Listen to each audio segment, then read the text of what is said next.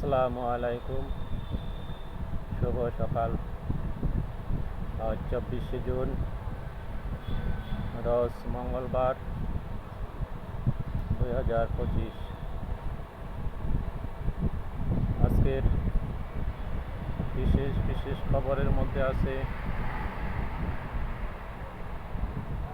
Iran মার্কিন ঘাঁটির উপর হামলা। গত রাত্রে ইরান একাধারে কাতার, সিরিয়া, ইরাক এই 3 দেশের একাধিক মার্কিন ঘাঁটিতে আক্রমণ করে, মিসাইল আক্রমণ, ব্যালিস্টিক মিসাইল ছড়ে। ইরাক সিরিয়ার মার্কিন ঘাঁটিগুলো ব্যাপক ক্ষয়ক্ষতি সাধন করে, কিন্তু কাতারে ক্ষয়ক্ষতির খবর তেমন জানা যায়নি। যদিও ইরান সতর্ক বার্তা দিয়ে কাতারের উপর ক্ষেপণাস্ত্র ছড়ে এবং স্বল্প পাল্লার এবং পুরাতন ক্ষেপণাস্ত্রগুলো কাতারে ছড়ে। হয়তো এটা হতে পারে পরীক্ষামূলক টেস্ট, যে দেখি রাডারকে ফাঁকি দেওয়ার ক্ষেপণাস্ত্র এখানে ছড়ে নেই। রাডারে ধরা পড়বে এমন প্রযুক্তির ক্ষেপণাস্ত্র এখানে ছুড়েছে, মিসাইল ছুড়েছে। এটা একটা ইঙ্গিত দেওয়া যে আমরা মারতে পারি, আমরা ছেড়ে দেওয়ার নয়। কিন্তু ইরাক এবং সিরিয়ায় যেসব ক্ষেপণাস্ত্র ছোড়া হয় সেগুলো একটি শক্তিশালী এবং প্রযুক্তিগত রাডার ফাঁকি দেওয়ার মতো। সেখানে সরাসরি সেনা কেন্দ্রে, মার্কিন ঘাঁটিগুলোতে অ্যাটাক করে এবং অনেক ক্ষয়ক্ষতি সাধন করে। যাই হোক, এর পরিপ্রেক্ষিতে গত রাত্রেই আমেরিকার প্রেসিডেন্ট ট্রাম্প যুদ্ধবিরতির একটা কাল্পনিক চিন্তাভাবনা প্রকাশ করে সে নিজের থেকেই ডিক্লেয়ার করে আগামী 6 ঘন্টা, 12 ঘন্টা বা 24 ঘন্টার মধ্যে ইরান ইসরায়েল যুদ্ধবিরতি হবে। আসলে ইরান এবং ইসরায়েল কারোর সঙ্গেই আমেরিকার এই বিষয়ে কোনো কথা হয়নি, তার মন গড়া কথা দিয়েই চালিয়ে দেয়। ইরান এ বিষয়ে প্রকাশ্যে বা অপ্রকাশ্যে যাই হোক বলেছে এখন যুদ্ধবিরতি নয়।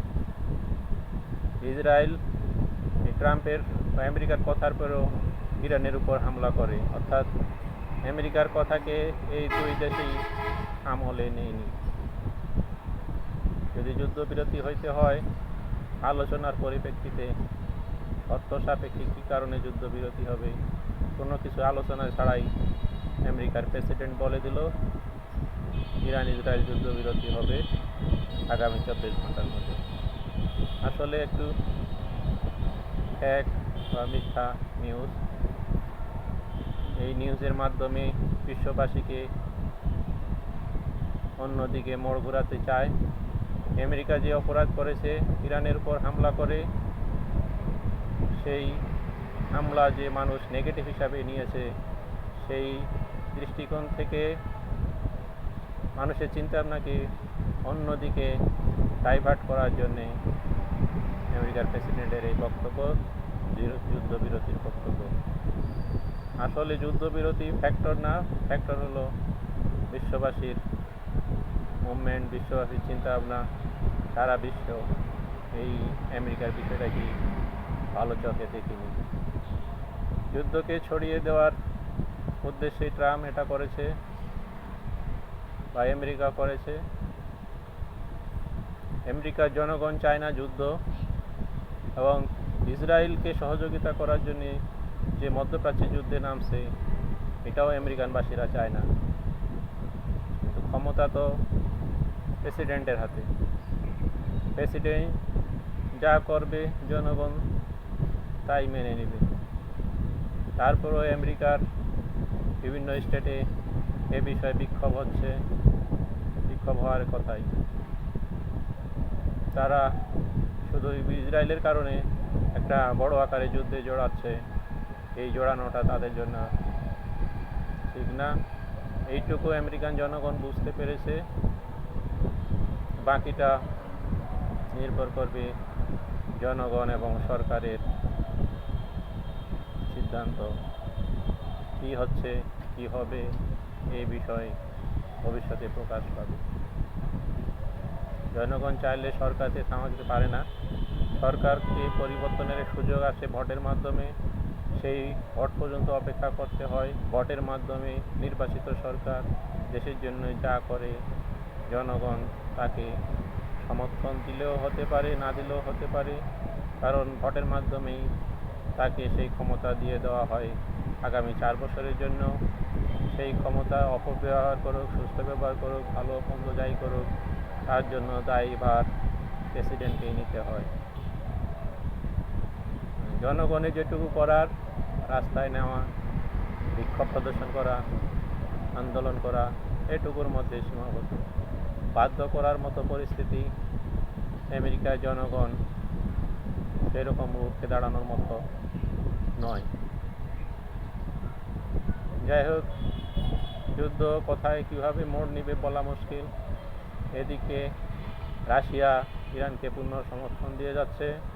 প্রয়োজন হলে পারমাণবিক অস্ত্র ইরানের কাছে বিক্রিও করতে পারে রাশিয়া, নাহলে কোরিয়া বা অন্য কোনো পক্ষ গোপনে হলো প্রকাশ্যে হলো পারমাণবিক চুক্তির মাধ্যমে পারমাণবিক অস্ত্র বিক্রি করতে পারে।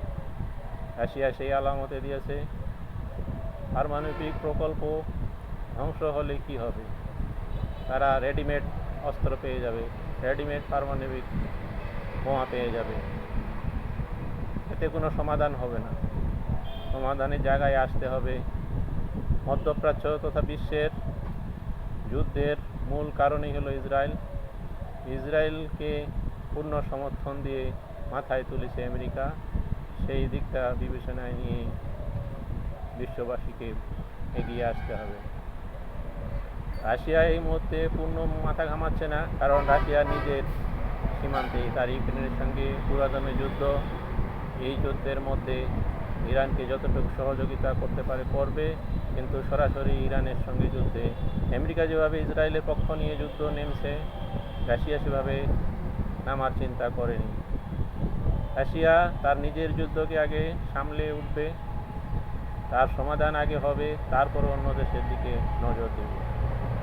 যেহেতু ইউক্রেন একটা চলমান যুদ্ধ, এই যুদ্ধে প্রখর নজর রেখেছে রাশিয়া এবং ইতিমধ্যেই কয়েকদিনেও যথেষ্ট পরিমাণে আক্রান্ত অ্যাটাক করেছে ইউক্রেনের উপর।